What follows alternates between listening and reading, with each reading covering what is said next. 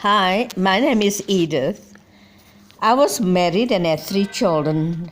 Early on in my marriage, I had problems due to my husband's excessive drinking. I got divorced after 5 years of married life. He stopped drinking with the counseling help from the church.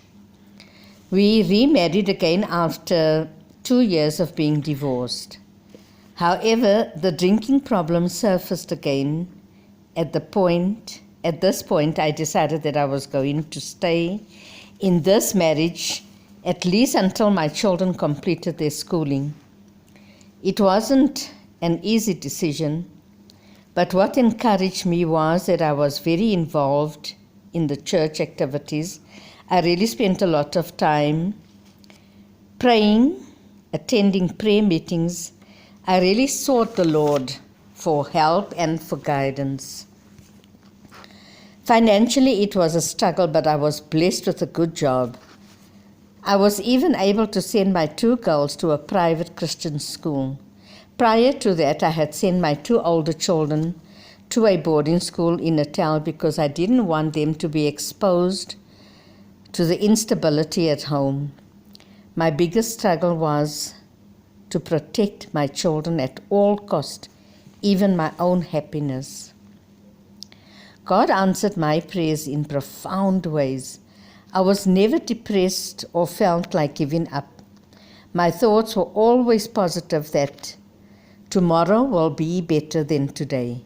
I was seeking to have a closer walk with Jesus because I could see how His hand was upon my life and the lives of my children.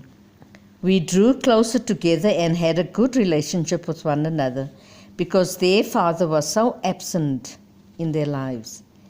And sad to say, as they grew older, the rift grew wider. I eventually got divorced for the 2nd time when my youngest child matriculated and started her university career. My older 2 really helped me financially. I was forced to sell my house because my husband insisted that he wanted half of what we sold the house for. We then sold the house and I and my 3 children moved out. My children were amazing in the way they supported me. We even managed to put together a party for my eldest son's 21st birthday. When they were grown up and moved on with their lives, I would sit and reflect on my life and asking myself the question, how did I manage to keep my life together and to keep my home together?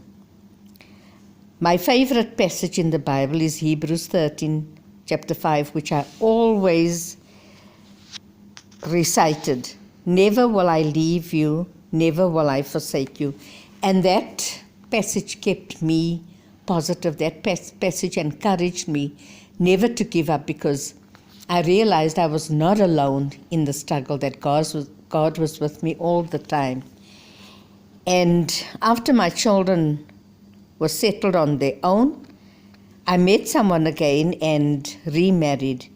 Once again, it ended up in a separation. It was another disaster. And after this 2nd marriage had gone sour, I realized that I didn't need a man in my life to complete me. At this point, I was doing Bible studies with a friend, and I soon realized who was the most important person in my life, who had seen me through the worst struggle in my life with raising my children on my own, basically. And I then decided, after this, I will remain single. And as I said, I don't need a man to complete me. And my relationship with the Lord grew closer and closer. And today I can say it is really God's hand that is upon me because health-wise, I am blessed with good health. I'm strong, and I'm even now at this point taking care of my 2 great-grandchildren. And this is all just the hand of God that has guided me through all these years. And I often reflect on my life. And it wasn't easy, it was a struggle, but I really do not have any regrets, because through all of these trials and struggles, it has made me the person that I am today. A strong and confident woman who has been encouraged by God's word. And my message to other single mothers, women, and maybe even fathers, is that do not give up on yourself, because you are never alone in the struggle. If you seek the Lord, He is there and will walk with you and assist you and give you that strength to carry on. At this point, my granddaughter is a single mom with 2 children, my 2 great-grandchildren. And these are my words to her. Don't give up. Don't despair, because God is with you and He will help and assist you to raise these 2 boys. And I'd often speak to her, and I think she is getting the message now that yes, because she can also see how the Lord has been leading, and the fact that I am still able to take care of her children. So we really need to lean on the Lord, because as His word says, I will never leave you, I will never forsake you.